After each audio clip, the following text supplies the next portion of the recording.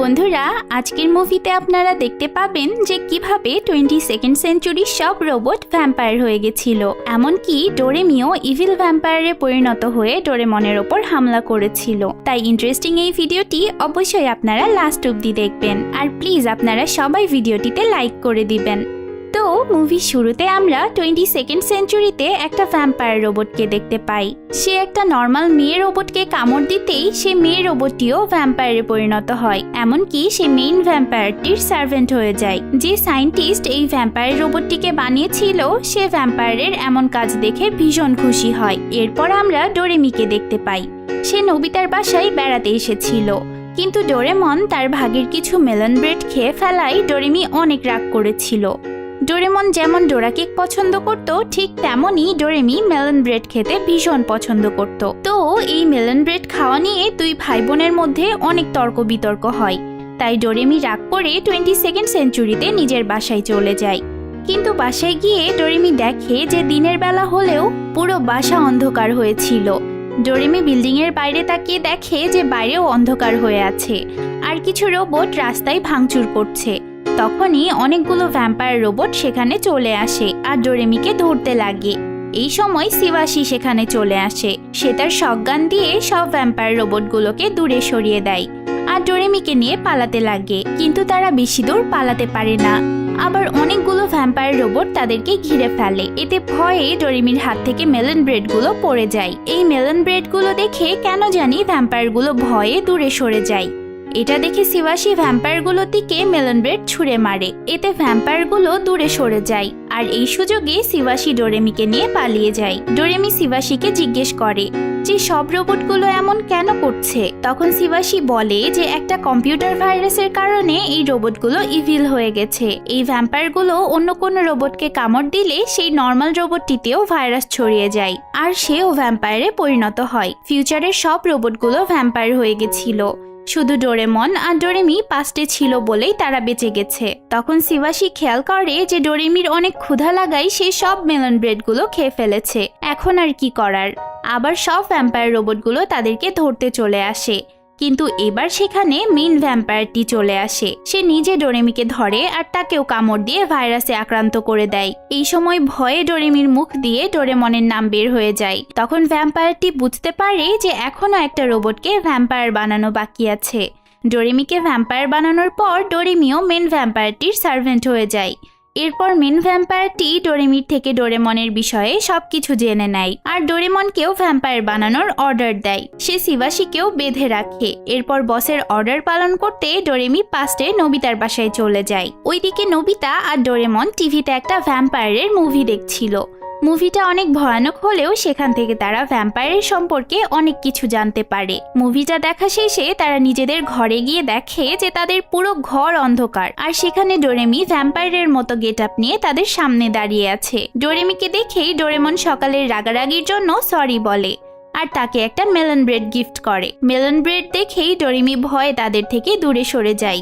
কিন্তু ডোরেমির বস যেহেতু অর্ডার দিয়েছিল তাই সে ডোরেমনকে কামড় দিতে লাগে। তখন ডোরেমির থেকে বাঁচতে নোবিতা আর ডোরেমন বাড়ি থেকে পালিয়ে যায়।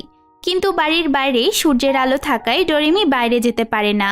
ডোরেমির এসব আচরণ দেখে নোবিতা আর ডোরেমন বুঝতে পারে যে ডোরেমি আসলেই ভ্যাম্পায়ার হয়ে গেছে। বাইরে পালানোর সময় নোবিতা তার সব ফ্রেন্ডদের প্লেগ্রাউন্ডে দেখতে পায়। এরপর নোবিতা তার বন্ধুদেরকে সব ঘটনা খুলে বলে, কিন্তু কেউই বুঝতে পারছিল না যে ডোরেমি কিভাবে ভ্যাম্পায়ার হয়ে গেল। ডোরেমি তো এর আগে কখনোই ডোরেমনের ওপর হামলা করেনি। এই সময় আকাশ কালো মেঘে ঢেকে যায়। তখনই ডোরেমি অ্যানিভেডরের সাহায্যে সেখানে চলে আসে। ডোরেমিকে দেখে সবাই ভয়ে পালাতে লাগে। যখনই আকাশ মেঘে ঢেকে যাচ্ছিল তখনই ডোরেমি সবার পিছু করছিল। এক পর্যায়ে যখন আকাশের মেঘ কেটে যায় তখন ডোরেমন তার গ্যাজেটের সাহায্যে তার মতোই দেখতে কয়েকটা বেলুন বানায়। নোবিতার বন্ধুরা প্রত্যেকেই একটা করে বেলুন নিয়ে আলাদা আলাদা দিকে পালাতে থাকে। এই সুযোগে নোবিতা ডোরেমনকে নিয়ে দূরে পালিয়ে যায়। কিন্তু ডোরেমি একে একে নোবিতার সব বন্ধুদের কাছে গিয়ে দেখে যে তাদের সাথে নকল ডোরেমন ছাড়া আর কিছুই নেই। তাই সে এবার নোবিতাকে খুঁজে বের করে। বাইরে রোদ থাকায় ডোরেমি একটা ব্রিজের নিচে নোবিতাকে ধরার অপেক্ষা করে। আর ডোরেমনেরও পালানোর সব রাস্তা শেষ হয়ে গেছিল। তখন নোবিতা ডোরেমনকে কোনো একটা কাজের গ্যাজেট বের করতে বলে, কিন্তু ডোরেমন তেমন কোনো গ্যাজেট খুঁজেই পাচ্ছিল না। ডোরেমন তার পকেটে থাকা মেলন ব্রেডটাও বের করে আর নোবিতার হাতে ধরিয়ে দেয়। এভাবে সূর্য ডুবে যায় আর ডোরেমিও তাদের ওপর হামলা করতে চলে আসে। তখন ডোরেমন তার পকেট থেকে একটা ল্যাম্প বের করে। এই ল্যাম্প সূর্যের মতো আলো তৈরি করত। এই ল্যাম্পের আলোতে ডোরেমির অবস্থা খারাপ হয়ে যায়। তখন ডোরেমন তাকে জিজ্ঞেস করে যে ডোরেমির এই অবস্থা কিভাবে হলো। তখন ডোরেমি তাকে সব ঘটনা খুলে বলতে থাকে।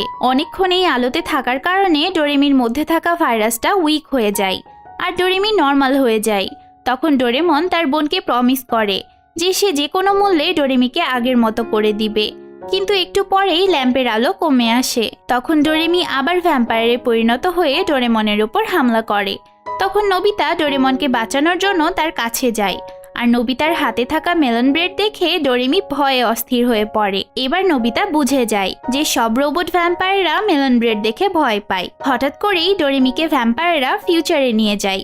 এতে ডোরেমন অনেক টেনশনে পড়ে যায়। তাই তারা নোবিতার বন্ধুদের সাথে দেখা করে আর ডোরেমিকে বাঁচানোর জন্য ফিউচারে যাবার প্ল্যান করে। ভ্যাম্পায়াররা যেহেতু রোবটদেরকেই ভ্যাম্পায়ার বানাচ্ছিল, তাই নোবিতার বন্ধুরা ফিউচারে যেতে রাজি হয়। তাছাড়াও নিজেদের সেফটির জন্য তারা একটা করে মেলন ব্রেড মাথায় বেঁধে নেয়। এরপর সবাই ফিউচারে শিবাশির বাসায় চলে যায়। সেখানে গিয়ে তারা দেখে যে ভ্যাম্পায়াররা শিবাশিকে একটা বেল্ট দিয়ে বেঁধে রেখেছে। এই বেল্টের কারণে সে বাইরে কোথাও যেতে পারছে না। অনেক চেষ্টা করেও সে বেল্টটিকে খুলতে পারেনি। তারা শিবাশিকে জিজ্ঞেস করে যে ডোরেমিকে কোথায় পাওয়া যেতে পারে। তখন শিবাশি একটা ক্যাসেলের কথা বলে। মেন ভ্যাম্পায়ারের বানানো এই ক্যাসেলে ডোরেমি থাকতে পারে। তাই নোবিতা আর তার বন্ধুরা ক্যাসেলের দিকে যেতে থাকে। বাইরে কোথাও কোনো আলো ছিল না। ক্যাসেলের সামনে যেতেই সেখানকার দরজা খুলে যায় আর সবাই ক্যাসেলের ভিতরে চলে যায়। আসলে মেন ভ্যাম্পায়ারটা নিজের রুমে বসে একটা টিভি স্ক্রিনে সবাইকে দেখছিল। ক্যাসেলের ভেতরটা অনেক অন্ধকার আর ভয়ঙ্কর ছিল। নোবিতা আর তার বন্ধুরা ভয়ে ভয়ে সামনে এগোতে থাকে আর একটা রুমে প্রবেশ করে।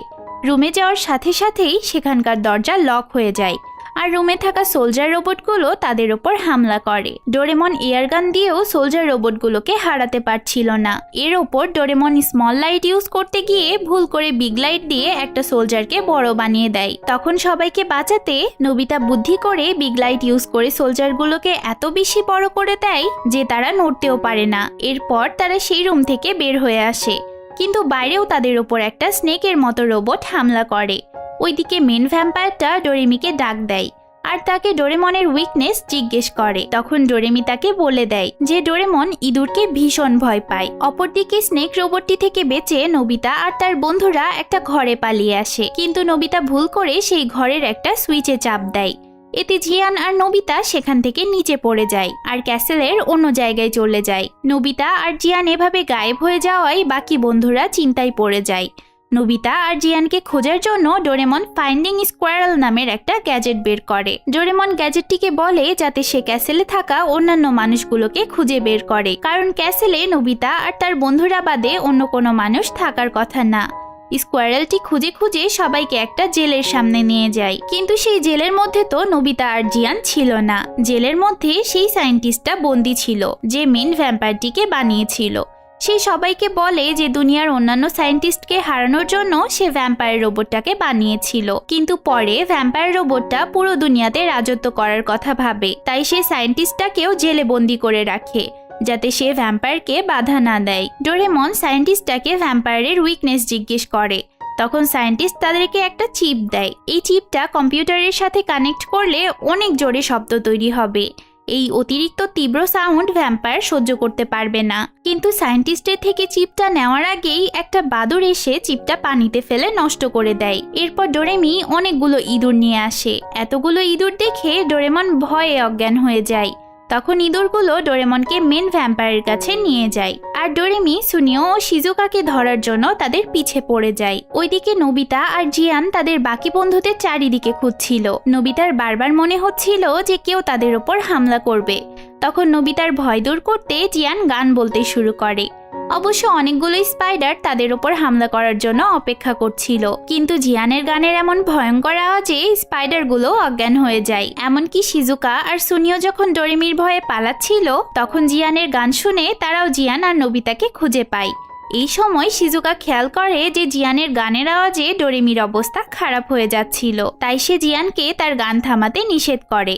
জিয়ানের গানের অতিরিক্ত সাউন্ডে ডোরেমির ভাইরাসটা একদম নষ্ট হয়ে যায় আর ডোরেমি একদম নর্মাল হয়ে যায়। এতে সবাই বুঝে যায় যে সায়েন্টিস্টের কথা অনুযায়ী ভ্যাম্পায়ার রোবটরা অতিরিক্ত সাউন্ড সহ্য করতে পারে না। তাই জিয়ানের গানের তীব্র আওয়াজের সাহায্যে ভ্যাম্পায়ারদের মধ্যে থাকা ভাইরাসটা নষ্ট করা যাবে। কিন্তু জিয়ানের গানের আওয়াজে যাতে তার বন্ধুদের সমস্যা না হয় তাই ডোরেমি সবাইকে এয়ারলক গ্যাজেট দেয়। এই গ্যাজেটটা কানে দিয়ে রাখলে অতিরিক্ত তীব্র আওয়াজ শোনা যায় না, তবে সবাই একে অপরের কথার আওয়াজ শুনতে পাবে।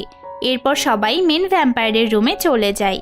সেখানে মেন ভ্যাম্পায়ার ডোরেমনকে ধরতে পেরে অনেক খুশি ছিল। ডোরেমন তাকে মেলন ব্রেড দিয়েও ভয় দেখানোর ট্রাই করে, কিন্তু মেন ভ্যাম্পায়ারের পছন্দের খাবার ছিল মেলন ব্রেড। তার মেলন ব্রেডে যাতে কেউ ভাগ বসাতে না পারে সেই জন্যই সে তার সার্ভেন্ট ভ্যাম্পায়ারদেরকে অর্ডার করেছিল যাতে তারা মেলন ব্রেডকে ভয় পায়। এরপর সে ডোরেমনকে কামড় দিতে যাবে, তখনই সেখানে জিয়ান বাকিদের সাথে গান বলতে বলতে চলে আসে। তবে অনেকক্ষণ গান বলার পরেও ভ্যাম্পায়ারের কিছুই হয় না।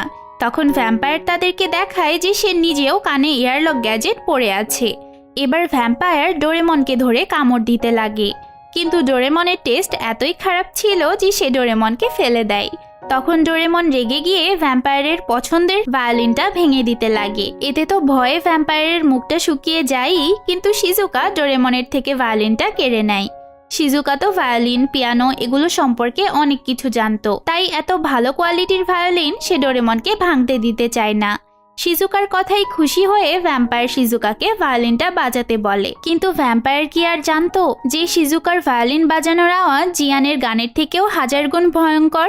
শিজুকা ভায়োলিন বাজাতে শুরু করলে সেটার ভয়ানক তীব্র আওয়াজে সবার এয়ারলক গ্যাজেট ভেঙে যায়। এর ওপর জিয়ানও গান বলা শুরু করে।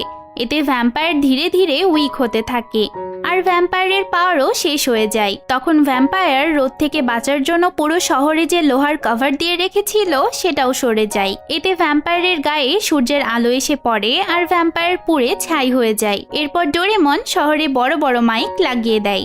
মাইকে শিজুকার ভায়োলিনের আওয়াজ আর জিয়ানের গান সবাইকে শোনানো হয়। এত ভয়ানক আওয়াজ শুনে শহরের সব রোবটগুলোর ভাইরাস নষ্ট হয়ে যায়, এমনকি শিবাশির পায়ে লাগানো বেল্টটাও ভেঙে যায়। এরপর 22nd সেঞ্চুরির এত বড় সমস্যা শেষ করে নোবিতা আর তার বন্ধুরা বাসায় ফিরে আসে। কিন্তু এই খুশিতে জিয়ান আর শিজুকা একটা কনসার্টের আয়োজন করে, আর না চাইতেও সবাইকে এই ভয়ানক কনসার্ট সহ্য করা লাগে। বন্ধুরা, এভাবেই সবাইকে বিপদে ফেলে মুভিটা শেষ হয়ে যায়। আপনাদের মুভিটা কেমন লাগলো তা আমাকে অবশ্যই কমেন্টে জানাবেন। আপনারা যারা এখনো আমার চ্যানেলকে সাবস্ক্রাইব করেননি তারা প্লিজ এখনই সাবস্ক্রাইব করে ফেলুন। দেখা হবে পরের ভিডিওতে। টাটা।